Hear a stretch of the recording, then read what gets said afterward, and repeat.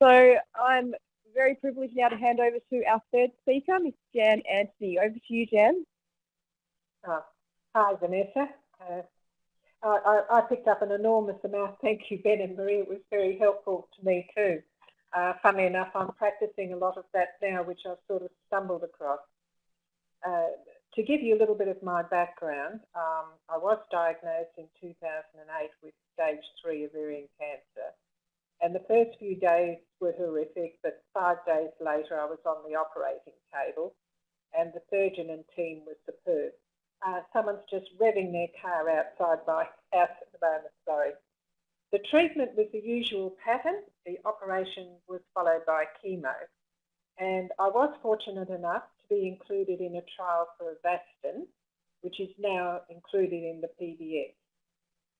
Things went great for 2 years. And then a tumour appeared in May 2009, and I was really sunk into despair. I had an operation to remove the tumour, and then a second round of chemo, and on I went.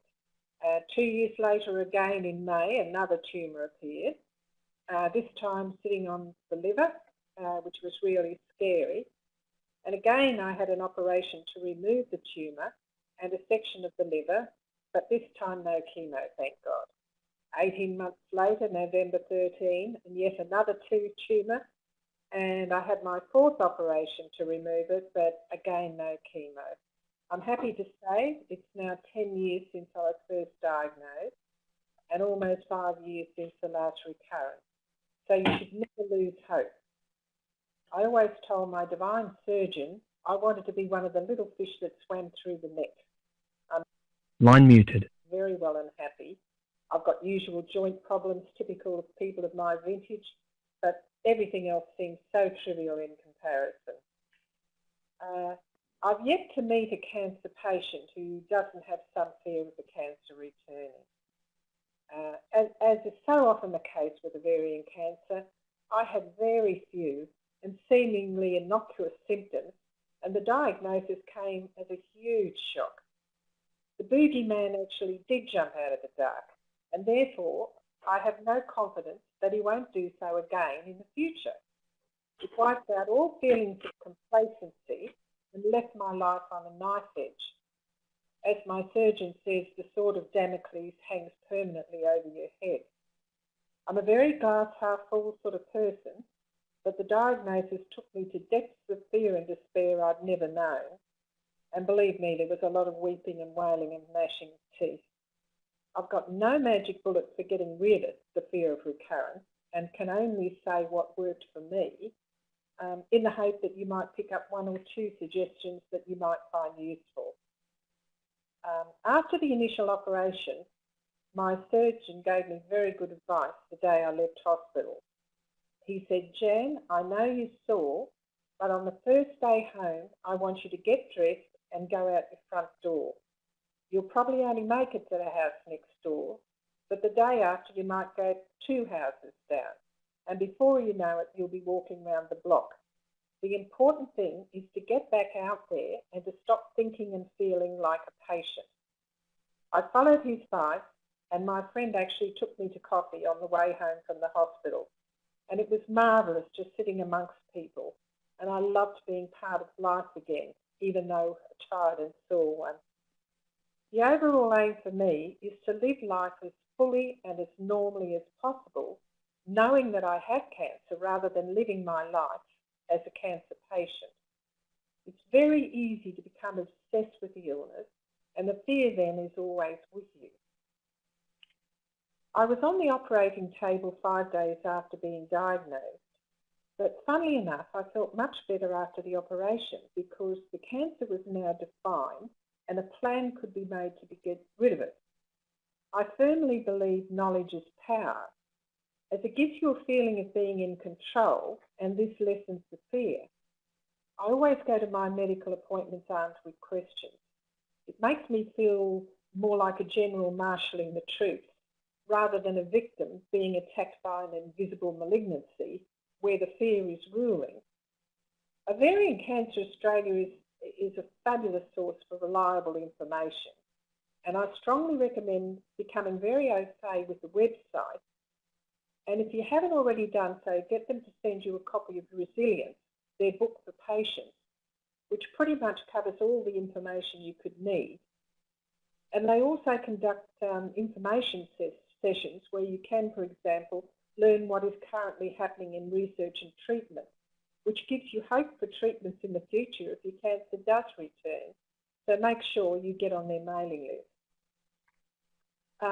Being fit and healthy obviously improves your immune system, and the fitter and stronger you are, the better you feel and the less you fear. I'm not obsessive and just make sure I eat lots of fruit and vegetables and generally healthy food, though I'm not vegetarian. Ovarian cancer referred me to a physio who runs exercise programs for cancer patients, and that was very helpful in getting fitter, and it was tailored to my needs. I'm no gym baby, but neither were the others, and that was okay. And one of my favourite ways of exercising is to walk Mr. Darcy, my faithful hound. Walking through trees in the park or along the beach with dogs bounding around is my idea of bliss, but to each their own. It's nearly impossible to totally eradicate all fear of cancer coming back, but I found several things very helpful in diverting the thoughts, and Maria picked up on this before.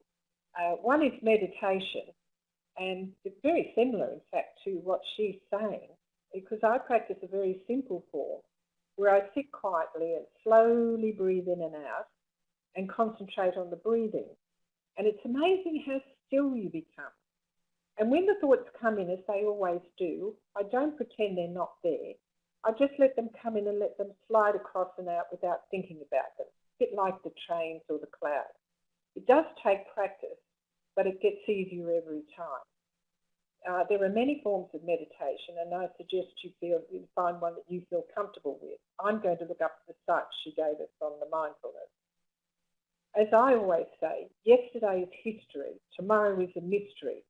All we have is now, so live for the day. I also see a master acupuncturist and have done since I was first diagnosed. He's a miracle man, and I'm sure he's very much part of the reason I'm still here. There are many alternative therapies, but acupuncture works for me. But he's also helped me massively with reducing fear of remission and gave me this good advice, which I visualise often when I start to worry. He says, problems can be like little pebbles or big stones or huge boulders. Be like the river, he says. Flow round and over them. I met two fantastic ladies at chemo. They were so much fun. I used to look forward to going to chemo, and Deb used to bring champagne to the chemo sessions, saying we should celebrate as the drugs were fighting the cancer. As with my two chemo buddies, I culled my close circle down to those who loved life and made me laugh. Some of my old friends became terribly mournful and pessimistic about my future, and I'd come home feeling depressed. You need friends who can listen when you need to talk, but who replenish you rather than drain you. I cannot stress enough too the value of meeting like-minded women with ovarian cancer. It's not a club you want to belong to, but it's a huge relief to talk to others in the club who understand in a way that no one else can. My buddies and I met often and had fun and laughed, but we were also there for each other when the fear and the cancer came back in. Ovarian Cancer Australia can connect you with support groups, and I would strongly recommend this rather than soldiering on along alone. Family and friends are marvellous, but they don't get it like someone who's actually going through it. Another way to divert thoughts to more pleasant areas is to constantly plan rewards. For example, during chemo, I'd plan a walk on the beach with Mr. Darcy, or a relaxed dinner and a glass or two of wine with my family or close friends. And at the end of chemo, I'd plan something grand like a trip or a cruise. Or it could be something simple like spending a week with my family in Queensland. We're very close, and it's pure R&R to relax in their company. Large or small, it's so good to have something to look forward to and to plan for. I find I'm less likely to become fearful of the future if I'm doing things I enjoy. After my first chemo, I learned Italian and planned a trip to Italy. I'm currently writing a story of my life to pass to my daughter, and chasing up all the old photos and stories has been a great source of joy. And with all its ups and downs, and there's been ample mishaps, I feel it's been a life well lived. So find a project that interests you and absorbs you, and you have less time for morbid thoughts. The American psychiatrist Elizabeth Kubler-Ross says there are 5 stages of grief that are often worked through during the grieving process. They include denial, anger, bargaining, depression, and acceptance. It's very normal to work your way through these stages, and there's no set time to spend in any one of them. Unfortunately, some women can become stuck in the anger and depression phases, and it can make them dreadfully unhappy. If I was feeling really angry or deeply depressed for a period of time, I would certainly seek professional help to move on. You know, and then there's triggers. For me, the worst time were the appointments, as Maria and Ben both mentioned. As I no longer felt safe, it was always terrifying that the cancer might be lurking even though I had no symptoms. Once they took my blood, I couldn't sleep until I knew the results. But the fear can be triggered by an unexplained pain, an article in the media, a friend being diagnosed with cancer, or for no reason at all. When fear creeps into my room in the middle of the night, as it sometimes does, I use my meditation to calm my nerves, just again concentrating on slow breathing in and out till it passes. It doesn't always help, but most times with persistence, it shortens the time considerably. Although I'm a very positive person by nature, there have been times when I've been overwhelmed by fear and grief for all that I might lose if it comes back, particularly watching my much-loved daughter live her life. At such times, I don't even bother with meditation as I know it will be useless. I just let it rip. I lock myself away for a day, weep and wallow in self-pity, and I play Bob Dylan or Beethoven very loudly and drink wine. And it passes. I don't believe in bottling things in, and sometimes a good day's grief session helps me wash it all away and I get on. Mostly, however, I ensure my life is full of people I love and that I'm doing things I enjoy. The overall point, I think, is to focus on all that's good in your life and to fix what isn't where it's possible to do so. The women I've met on this journey have amazed me with their humour, bravery and optimism, which brings to mind Helen Reddy's famous song, "Oh yes, I am wise, but it's wisdom born of pain. Yes, I've paid the price, but look how much I've gained. If I have to, I can do anything. I am strong, I am invincible, I am woman." Thank you.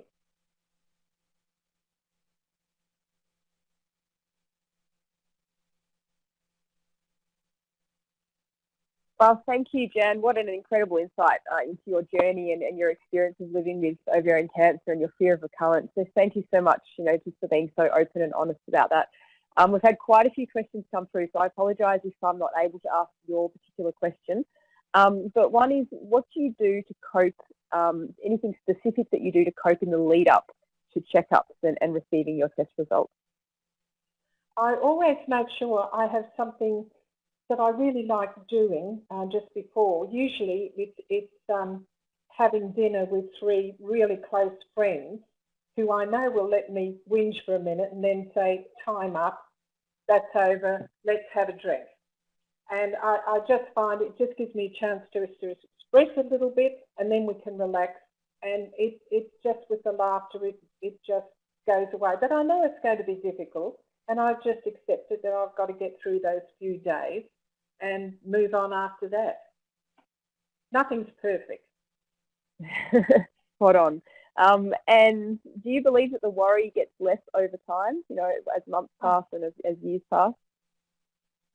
Oh yes, absolutely. If you ask me how I feel about recurrence now at the 10-year mark to how I was at the 1-year mark, there's no comparison.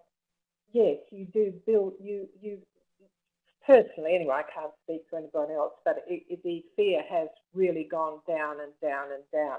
Now I very rarely think about it. It's only if something pops up in the news. That's great to hear, and obviously very encouraging for everybody on the webinar. So we might leave it there. We've gone over time already. I want to say a big thank you to you, Jan, for giving up your time and sharing your story with us. And like I said, just being so open and honest. I've had amazing feedback that I'll send to you, just for people chatting in the chat box, just saying how amazing you are and how inspiring you are. So thank you very, very much. So I just once again like to say a big thank you to our three speakers, Dr. Maria Fatanu, Dr. Ben Smith and Ms. Jan Antony. We really appreciate the information that you've shared and the time that you've given us today. Thank you everyone for being on the webinar. We really hope that you found it valuable. The recording of this webinar will be posted on the Ovarian Cancer Australia website over the coming weeks, and you will receive an email with a link to the recording in the next few days. If you have any other questions that weren't answered, like I said, apologies, we had a lot of questions come through, either about the webinar, including the Conquer study. I had a few questions specifically about that, or any other questions that you would like addressed, please don't hesitate to contact our information and support line on 1300 664 330. You can also email our support team at support@ovariancancer.net.au. In a moment, you'll be directed to an evaluation form. If you could just please take a moment to fill in that form, there it is there. It will just help us to plan and develop future webinars. So thanks again, everybody. We hope to see you for our next webinar, which will be in November. Have a great day. Goodbye.